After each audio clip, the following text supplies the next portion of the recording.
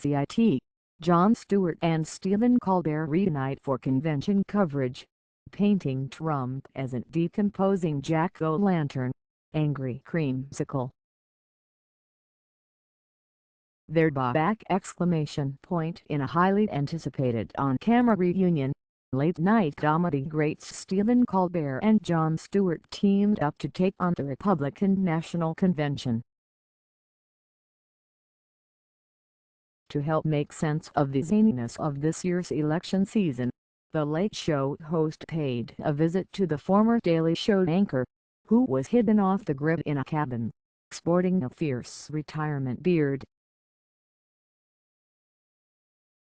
From his wooded outpost, Stewart hadn't been following politics, so the duo's reunion skit followed Colbert's hilarious efforts to break the news to the former Comedy Central host.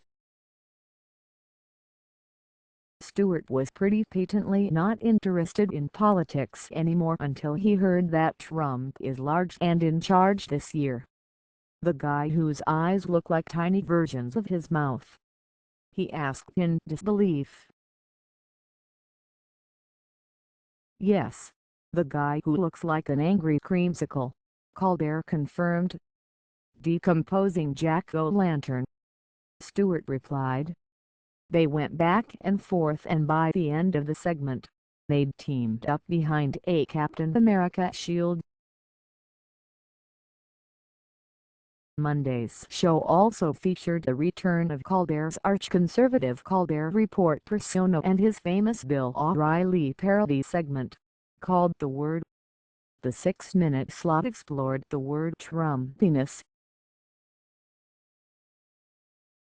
A lot of people are wondering how America God's girlfriend ended up in a relationship with this guy, he said, gesturing to the presumptive nominee. The show opened with a song and dance number called Christmas in July, which is just what political conventions are for late-night comics. This week, you and me, we will witness history as the RNC crowns their orange manatee, Colbert sang, decked out in a patriotic vest and chock-full of hilarious and bizarre lyrics. Colbert offered a fabulous preview of the show Sunday when he crashed the Cleveland convention stage wearing a blue wig for a Hunger Games style speech. He has formed an alliance with Indiana Governor Mike Pence, he said of the billionaire politician. Sorry, I blacked out there for a moment.